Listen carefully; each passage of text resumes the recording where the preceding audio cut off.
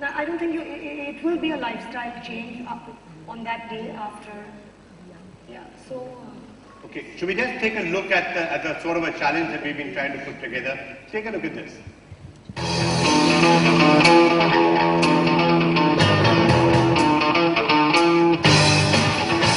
Right through school, went for horse riding, swam through the summers, played badminton, tennis, etc.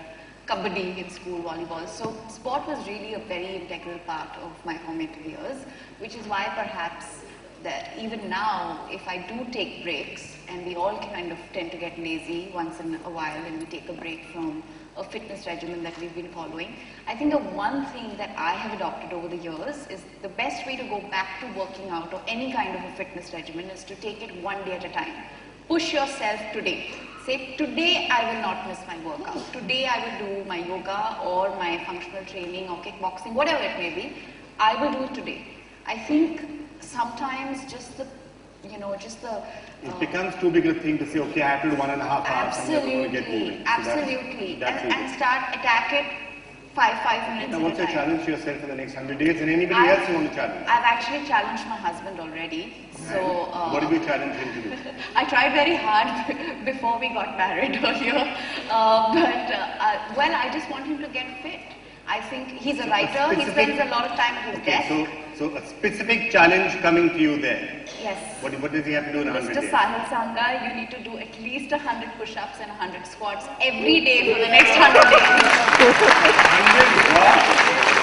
100 squats and 100 push-ups. Every day for 100 days? Yes. I'm punishing. It sounds more like a punishment, right? It's like, how cool is that? How cool is that? Okay. Just I'll be happy if I know.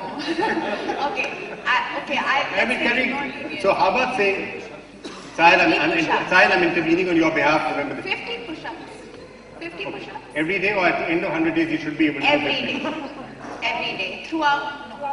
Through the day, 50 push-ups. 50 push-ups over 100 days. That's all it is. Okay, fine. Build up to 50 push-ups at the end of that. Fine. Now I'm negotiating this for you, so signs a slightly better deal. Sahil, thank me for this. Over a period of time, build up to 50 push-ups. Okay, that sounds fair. Raju? Challenge for yourself, challenge for somebody else? Something I have been actually doing for many years is challenging myself and failing. So nobody disputes the importance of being physically fit.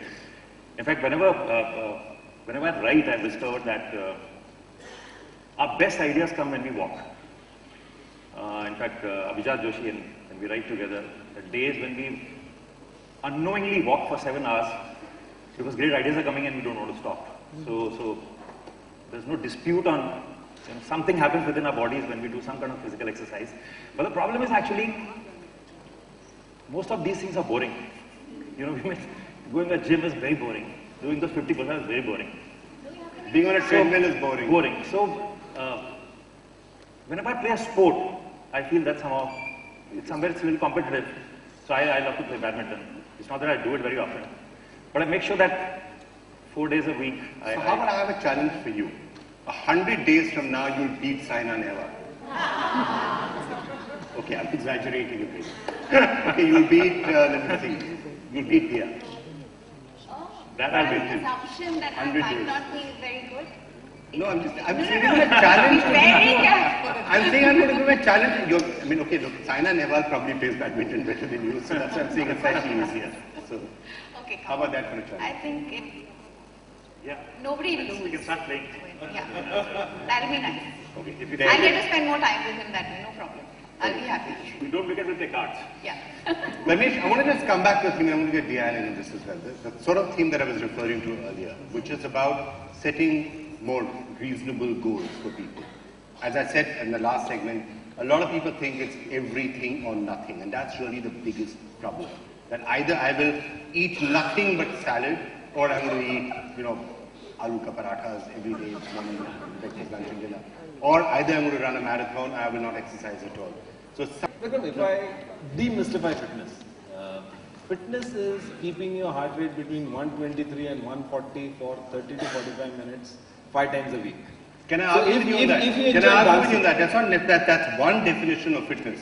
There are other theories that are coming up now which are These are saying generally as long theories as you're for people moving who 10, don't want 20 to work minutes, out. do But- 20 minutes, do 20 minutes, it's better than if 20 minutes will do something. The other theories, yeah, they think, so there are some theories which say you can get a lot of the benefits even by doing just 15, 20 minutes. But Vikram, so whatever the time you decide, whether it is I'm 20 trying to make minutes it or 30 easier for minutes. everyone else. Guys, But- come on, root for me out here. But the key is, so you often meet a dancer who's just dancing and is really fit, is because he's doing a proper aerobic workout when he is dancing. So, likewise, somebody just playing football can be immensely fit because just he is running around the field. So, the key is, whatever you like, indulge in some serious physical activity for about 45 minutes a day for 5 days a week, and believe you me, you'll feel a different person, you'll feel a changed person. So it is important to do that 45 minutes. On all of these theories, but there are lots of complicated theories. And so what he said is yes, that's what people should try and do. The scientific thing says at least 75 minutes of vigorous exercise in a week or 150 minutes of moderate exercise. That's what the official American guideline at any rate is. But let's say you're not doing that. Set yourself a goal, at least stand up and walk around. There's another theory which the Apple Watch, for example, is saying walk 2 minutes every hour. Just stand up, don't just keep sitting. Are those goals also desirable goals? Start off with it's good, but initially you have to, movement is key, and you have to love and like what you do. Like he might just like weight training, he likes boxing, I like yoga and weight training. She might like a mix, he likes walking. You have to love what you do, but the right mix of everything, the right balance of everything. You need to weight train, you need to do a bit of flexibility, you need to do your stamina, your agility, all of that, the right mix. Just walking around won't help, right? So it's That'd be a good start. Now, here's the other thing, like falling off the wagon, you have erratic schedules, you're out in a shoe. I can't exercise, and sometimes you don't exercise 2 days and you say, okay, that's it, that's done. Does that happen? It's so much about a mindset thing, right? And the truth is that once you do actually get yourself to play a sport or dance or do anything which is physically active, you discover new boundless energy. You actually have more time, you suddenly have more hours in the day, you feel like you're not agreeing with me. Only But partially agreeing. this is something that I've discovered, and I think, okay, I have an example of a hairdresser who's been working with me for many years, and she was overweight, very, very overweight. And she's lost about 15 kilos over the last 4 months, and it's been really a mind shift. She's become more aware of what she's eating. So it's not about, I will not eat this, I will not eat that. It's just becoming aware of what you're putting inside your body, and also becoming aware of how mobile and how active you are. Right. So she wears a pedometer, she counts her steps. She's more interested in ensuring that she's Okay, her so physical that movement will give is it some priority. Is that everything would You start feeling stressed or you start feeling a little irritable. Everything boils down to realizing that there's something wrong with our bodies. But I'm saying, if we really teach our kids to start from an early age, which I guess is this initiative,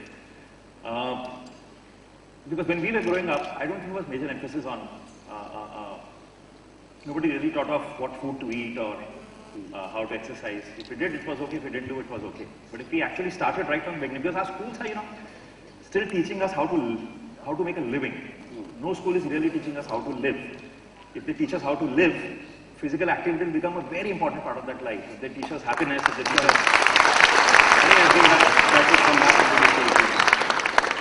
You were saying one of the fringe benefits of all of this is, and you were telling me a little earlier that anybody can come and punch you. It has absolutely no impact. Are you standing? I mean, where I'm leading up to with this. We have 4 potential candidates. Let's have some fun. No, you mean that? I mean it. After all the exercise, anybody can punch you? So let's have a little fun. Wait a minute.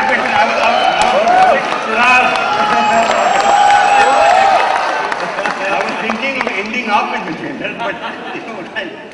So, I thought so the we deal is, the deal I thought is we start with Dia. Vijender gets to punch me once and I get to punch him 5 times. Okay, come on, Vijender. One good one. Good one. Wait. Yeah. और किधर नहीं मारना? Okay. नहीं बिल्कुल मारो. It's going to be tough, sir. बिल्कुल मारो sir. ऐसा बिल्कुल मारो. I'm allowing you. Come on. No, come on.